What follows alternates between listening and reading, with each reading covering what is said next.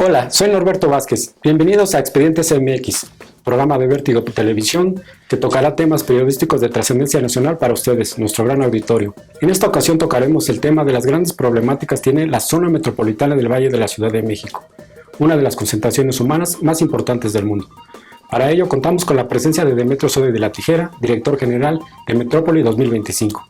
Demetrio Sodi de la Tijera ha sido senador de la República, exdiputado federal, exdelegado en Miguel Hidalgo y es candidato a la jefatura de gobierno del Distrito Federal. Demetrio, pues bienvenido a nuestro espacio. Muchas gracias por la invitación.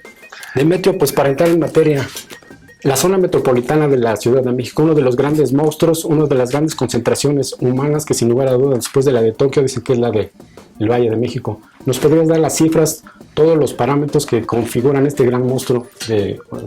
Mira, lo que pasa es que se habla de que la gran Ciudad de México tiene una población alrededor de 23, 24 millones de habitantes. El Distrito Federal tiene 8,5 millones de habitantes y de hecho no ha crecido, o el crecimiento ha sido mínimo en los últimos 15 a 20 años. Ahora, si le empezamos a sumar municipios conurbados, podemos ir a 30 millones de habitantes, ¿no? Yo creo que hay como dos visiones. La ciudad metropolitana, que son 23 millones, y si le sumamos algunos municipios que llegan hasta municipios de Hidalgo, de Morelos, muchos del Estado de México, se llega hasta 30 millones, ¿no? Y es una zona, más allá del número de habitantes, representa que será el 30-35% de todo el Producto Interno Bruto Nacional. Una de las zonas más dinámicas económicamente. Sí, es la más dinámica, la que más empleo genera, la que más producción hace. Por ejemplo, la Ciudad de México, aunque representa 8,5 millones de habitantes, que sería que como el 6,5% de la población de toda la República, el Distrito Federal solo representa el 17% de la producción nacional. Porque aquí está los principales centros bancarios, centros comerciales, está Pemex. Y aunque no se toma en cuenta la producción de Pemex nacional, no se toma en cuenta lo que representa Pemex. Bueno, aquí está el gobierno federal. Están las iglesias, están las cámaras de comercio, están los partidos políticos. Es decir, obviamente la Cámara de Diputados y el Senado, el Poder Judicial. Entonces sí es un centro de una importancia extraordinaria, ¿no? Ahora, Demetrio, una de las grandes problemáticas que se hicieron sobre esta zona, sin duda, toda esta zona metropolitana que estás comentando de los municipios conurbados, pero de millones de gentes que entran a la Ciudad de México y que en ese mismo día tienen que salir. Sí. ¿Cuáles son los principales dilemas que ustedes, a través de Metrópoli 2025, estos diagnósticos que ha hecho este organismo civil sobre estas problemáticas que hicieron, cuáles son los principales que han encontrado ustedes? Yo siento que el principal problema que enfrenta la ciudad, hay muchos, ¿no? En el agua, la contaminación, sí, está bien, pero todos esos... Pero el gran problema que estamos enfrentando, todos los que vivimos en la ciudad o cerca de la ciudad o en la gran ciudad, es la movilidad. Sí, una gente que vive en la Ciudad de México y tiene la fortuna de tener trabajo, aunque lo tenga fuera de la Ciudad de México, puede tardarse, si no en coche, igual 1 hora y media, 2 horas, pero en transporte público hay gente que dedica 3 horas de ida y 3 horas de regreso, si se la pasa, su jornada de trabajo es un poquito mayor que su jornada de movilidad. Y ese es el gran reto, es cómo le damos movilidad, y lo que se ha demostrado es que no es por vía del automóvil, es decir, tiene que ser por la vía del transporte público, y no hay una coordinación. El transporte público, el Estado de México es diferente al transporte público, los concesionarios, las micros, y es un caos para la gente, ¿no? El metro llega hasta donde termina el Distrito Federal, salvo en alguna vía que llega al Estado de México, pero en general no es un metropolitano. Así es. El metro no es metropolitano, es del DF, y no se ha extendido por cuestiones de subsidios, porque la compañía depende del DF. En fin, se requiere una coordinación metropolitana, y el primer tema que yo atacaría es el tema de la movilidad, tanto en transporte público como en transporte privado. Demetrio, tú has estado en la área parlamentaria, discutiblemente como senador de la República, como diputado. Ahí se han tratado estos graves errores de la movilidad urbana, pero sobre todo por los centros poblacionales que están edificándose en la periférica, pero que siguen siendo muy retirados de la Ciudad de México. Esta movilidad se sigue haciendo más amplia, pero sobre todo porque la Ciudad de México está teniendo los centros urbanos un poco más retirados de sus áreas de trabajo. Mira, eso sucede en muchas ciudades del mundo. Bueno, en Tokio, sucede en Nueva York, que la gente no vive, que es carísimo vivir en Manhattan, pero trabajan en Manhattan, porque aunque en Manhattan no hay industria industria, pero ahí están los principales centros financieros, los principales corporativos del mundo, no más de Estados Unidos o de América. Pero hay un sistema de transporte colectivo extraordinario, es decir, el metro de Nueva York, el subway, lo toman, y en gente que vive a 1 hora toman trenes realmente, bueno, de Washington a Nueva York son 2 horas en trenes de una velocidad extraordinaria. En cambio, en México la gente o se sigue moviendo en camión o se sigue moviendo en automóvil, y las distancias ahí sí son, más allá del número de kilómetros, el tiempo que tarda uno en recorrer esa distancia, que es lo que finalmente importa. Entonces, ¿qué se requiere? Pues, impulsar el transporte metropolitano, empezando por transportes de alto volumen de gente. El tren metropolitano por alguna razón no ha funcionado. Sí, me imagino que le faltan más estaciones, le falta más cobertura, pero el número de gentes que mueve es muy bajo en relación con la gente que todavía se sigue moviendo en transporte de autobús, en micros o en automóvil. Según los diagnósticos que todos los investigadores hacen, parece ser que estamos en una frontera, parece como si viviéramos en un país, estamos en el Estado de México y entrando al DF estamos en otro país. Esto por las políticas públicas mal planeadas, mal coordinadas. ¿Ustedes cómo han visto esta situación? La afiliación partidista, de que un municipio que conurba con la Gustavo Madero, que con Ecatepec, porque son de diferentes partidos, no se coordinen las políticas públicas unánimes para el beneficio de la ciudad. ¿Qué tanto ha afectado esto que las políticas públicas se hayan partidizado? Y mira, yo creo que vamos de mal en peor, porque antes, cuando el DF no era un gobierno independiente y el presidente tenía el poder que tenía, les decía al gobernador del Estado de México, al jefe del gobierno de la ciudad, se coordinan, y era a fuerzas. Desde que la ciudad es más independiente y que ahora todos nuestros jefes de gobierno quieren ser presidentes de la República y todos los gobernadores del Estado de México quieren ser presidentes de la República, la coordinación es cero. Sí, ni hubo la voluntad política de coordinación de Andrés Manuel, mucho menos todavía con Ebrard. Ebrard sentía una competencia directa con Peña Nieto por la candidatura, entonces era no cómo se colaboraban, sino cómo se estorbaban, ¿no? Y yo creo que no ha habido coordinación metropolitana por falta de voluntad política. Esto, ¿cómo lo acabamos y cómo evitamos esa falta de voluntad política? ¿Cómo la superamos? Y ahí tiene que intervenir el Congreso. Hay que legislar para que el Congreso decida. No el jefe de gobierno del Distrito Federal, ni el gobernador del Estado de México, ni el gobernador de Morelos, ni el gobernador de Hidalgo. El Congreso decide que hay un gobierno y una coordinación metropolitana obligatoria, les guste o no les guste. Si no se hace eso, no se va a avanzar mucho. No va a haber voluntad, no la hay ahorita, no lo hubo hace 6 años ni 12. Bueno, lo hubo. Y no era por voluntad, era porque el presidente de la República le obligaba al jefe de gobierno de la ciudad, que era su empleado, finalmente no estaba electo, a que se coordinara. Y como el gobernador del Estado de México también era su empleado en los tiempos priistas, entonces se coordinaban a fuerzas. Así es. Hoy, Demetrio, influye mucho esta situación. Hay un código apenas que quieren hacer, Código Único Penal, este código metropolitano que están haciendo sobre cuestiones de tránsito y demás, pero sin embargo hay leyes limítrofes, hay estatutos reglamentarios locales. Esta reglamentación tan absurda que luego afecta de que de un estado a otro municipio una ley diferente a la otra, ¿qué tanto nos beneficiaría que hubiera una unidad de reglamentos para esta zona metropolitana? Sí, yo creo que un reglamento de tránsito, el Código Civil, el Código Penal, de hecho en el país se habla de un Código Penal nacional.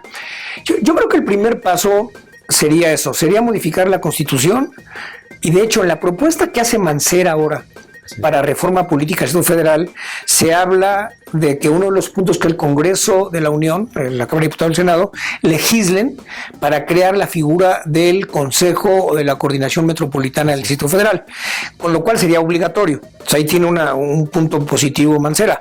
Está pidiendo que se vuelva obligatorio, no voluntario. Yo creo que ese es el primer paso. Ya creada la coordinación, hay que definir qué órganos tiene, qué empresas son metropolitanas, qué comisiones tienen que ser metropolitanas, el agua, el medio ambiente, qué coordinación tiene que haber en seguridad pública. Una patrulla no puede pasar del otro lado, o tiene que ver esa coordinación. Son cuestiones absurdas. Ahora, obviamente esto se ha ido haciendo más complejo porque cada día la zona metropolitana prevalece ya, es mucho más grande que el Distrito Federal. Antes el Distrito Federal era el centro, ahora el centro ya no es el Distrito Federal, es toda la Ciudad de México, la gran ciudad que tiene 20 y tantos millones de habitantes, ¿no? Ahorita que tocas ese punto, La propuesta que están haciendo desde hace como 20 años sobre la reforma política del Distrito Federal viene ahí que se legisla, que no se legisla, posee los poderes de la Unión. Sin embargo, muchos políticos argumentan que sería un peso muy fuerte contra el Ejecutivo Federal que el jefe de gobierno tenga un poder como gobernador.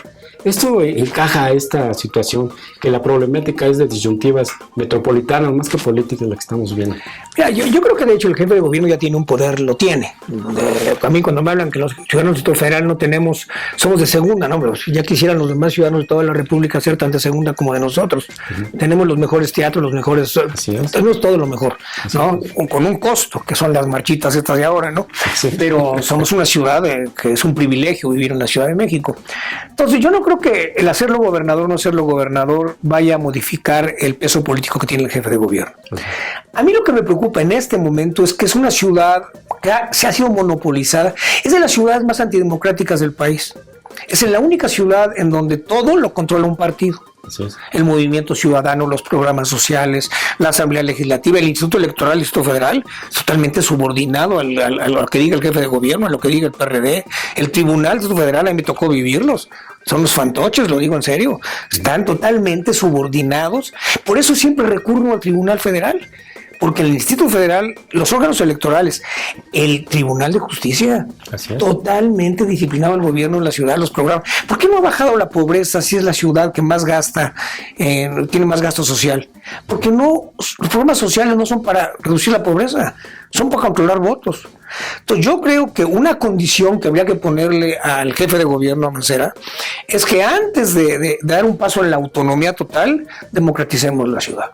De veras, no es posible que un partido controle todo, y va avanzando. Bueno, los recursos que se transfieren del gobierno de la ciudad al PRD son escandalosos.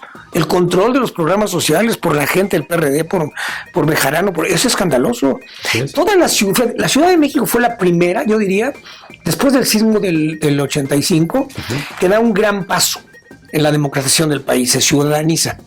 Pero la coopta un partido, se lo quita al PRI, todo el ambulantaje es del PRD, todos los tianguis son del PRD, es tremendo. Entonces, antes de pensar en autonomía, yo pensaría en cómo hacemos más democrática la ciudad y logramos un verdadero pluralismo político que se ha ido agotando, no por falta de voluntad de la gente, por control político y económico de un partido. Ahorita que estás comentando esta propuesta de reforma política del Distrito Federal, donde se plantea este programa metropolitano, ¿sí le ves viabilidad a esta reforma política que tiene desde hace 20 años más o menos que la están planteando? ¿Cuáles son los principales antagonismos que has visto que no aterrizan esta posible constitución para el Distrito Federal, que apoyaría más esta dinámica metropolitana que tanto se está buscando? Ahí sí quiero yo señalar, porque los primeros que impulsamos esto de la reforma política fuimos un grupo de diputados que hicimos un plebiscito contra la oposición, que se oponían a la democracia de la ciudad, Marcelo Ebrard, se oponía Manuel Camacho, los que ahora son la vanguardia, eran la retaguardia. Bueno, nos amenazaban con el plebiscito, nos amenazaron con bloquear el plebiscito, entonces que no se ponga ahorita la cachucha de demócratas cuando no lo fueron. Pero en fin, ya hubo una transición también de ellos, no está bien. Entonces, ¿cuál ha sido la oposición fundamental? Yo creo que los intereses políticos partidistas, sobre todo con el monopolio que hay de un partido, yo no creo que el PRI vaya a estar dispuesto a darle más autonomía al gobierno de la ciudad ni al PAN. Y en estos momentos no le conviene. Y menos en estos momentos siendo poder ya dentro del Ejecutivo Federal el PRI. Sí, y sobre todo teniendo, el monopolio político de un solo partido. Somos casi como Veracruz. Un partido controla todo. Es decir, aquí ya no es el PRI, pero el PRD va a gobernar 21 años, ¿no? Así es. 21 años y con un control político y con una falta de oposición y de oportunidades a la oposición tremenda. Entonces yo no creo que vaya a avanzar demasiado la reforma política. A mí me gusta que la ciudad tenga más autonomía, pero creo que, insisto, en este momento yo le daría prioridad vamos a fijar reglas democráticas en la ciudad antes de darle más autonomía al jefe de gobierno. ¿Es viable una constitución, Demetrio, para esta Ciudad de México y que el órgano parlamentario, como es la Asamblea, sea parte del constituyente permanente, es decir, que ya tenga atribuciones? Pero mira, yo creo que una reforma política debíamos de verla en función de qué le conviene al ciudadano.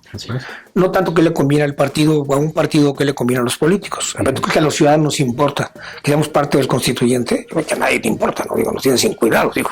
La verdad, somos el constituyente, somos el constituyente, no tiene que... ¿Tú crees que nos importa quién nombra el jefe de la policía o que si el gobierno aprueba el presupuesto, la ley de... No, la ley, el crédito, el endeudamiento? No. Yo creo que yo centraría la reforma y creo que la podía haber hecho ya hace mucho tiempo sin necesidad de tantos cambios a nivel del estatuto de gobierno, no tanto al nivel del artículo 122 de la Constitución. Yo lo centro en darle más facultades a las delegaciones.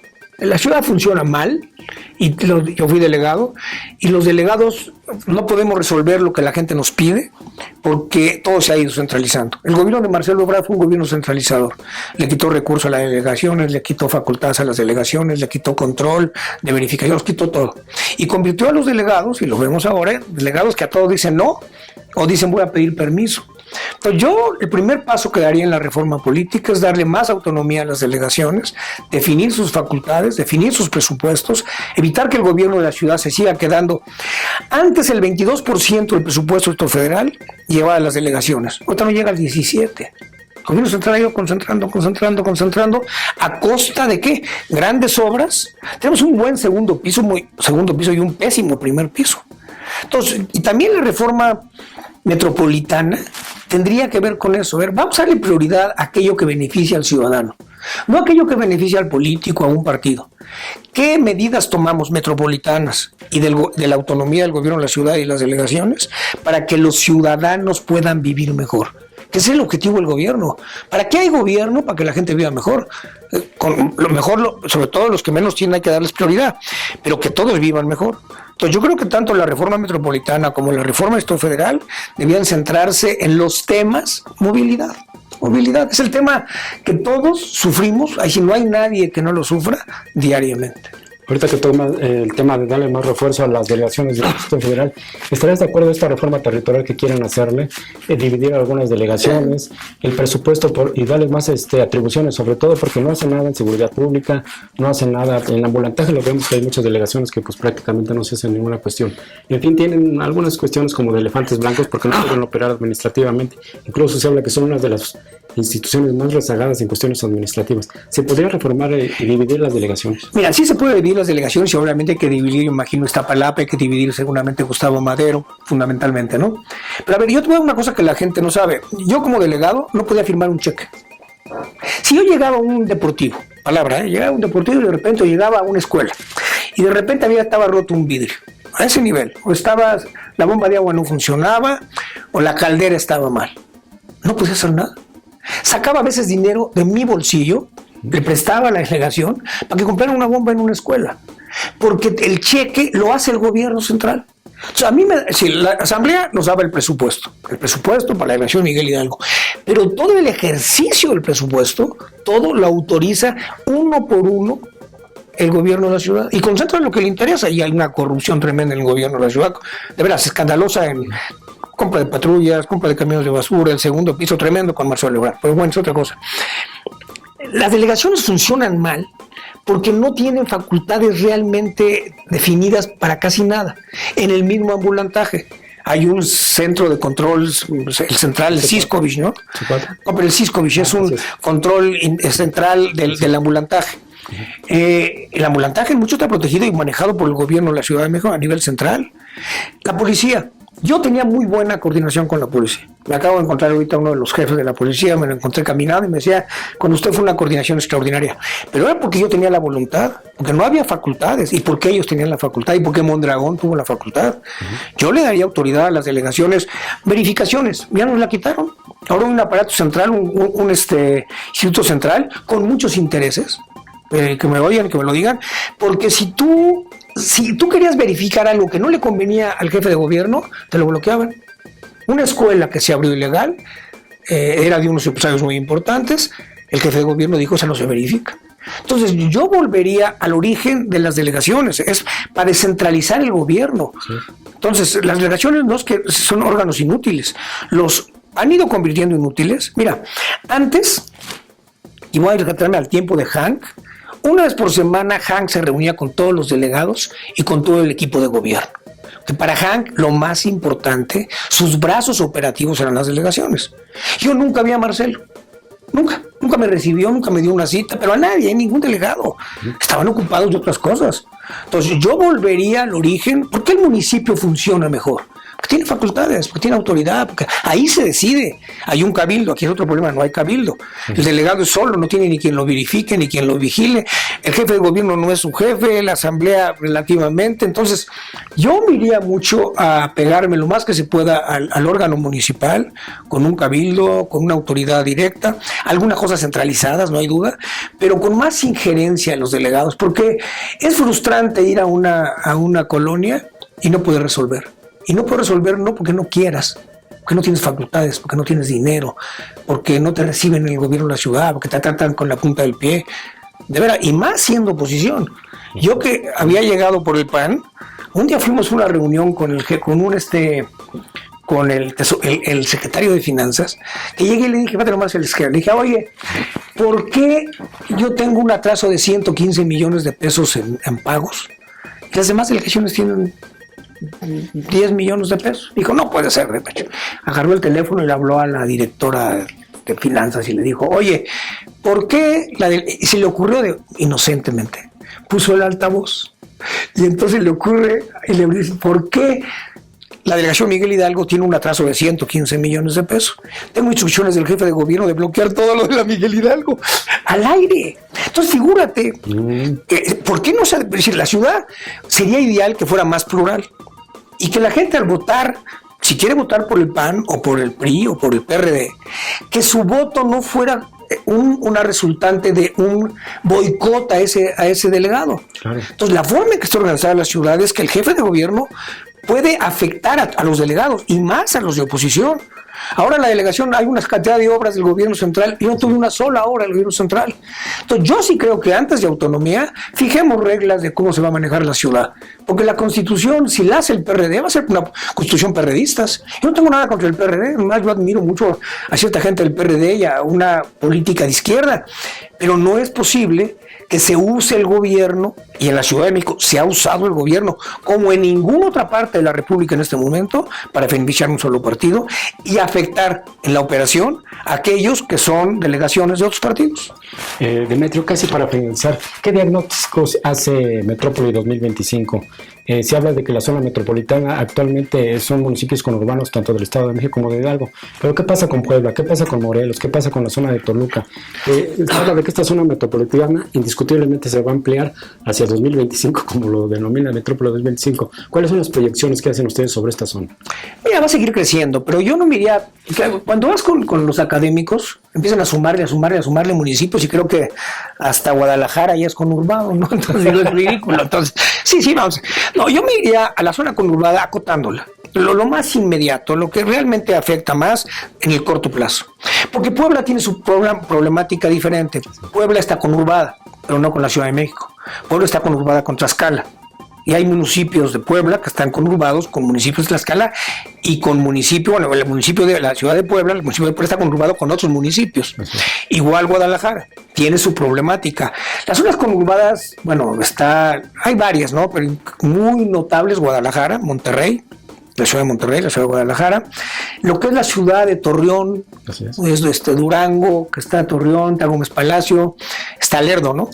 La ciudad de Puebla, que también está conurbada, los municipios de Veracruz, aunque hay diferentes conurbaciones, hay entre estados, que básicamente serían Puebla, el Distrito Federal, Monterrey no, Puebla, el Distrito Federal y Torreón. Y hay conurbaciones que son dentro de un mismo estado, como es el caso de Guadalajara, como es el caso de Monterrey, y hay otras, ¿no? Veracruz. Entonces yo creo que son diferentes, pero hay que regularlas todas. Así es. Incluso ya se hicieron comisiones aquí en la Cámara de Diputados, pero en fin, no se llegan ni se aterrizan grandes problemáticas. Una de las zonas más conflictivas incluso del país, ¿no? Que es la zona metropolitana del Valle de México. Sí.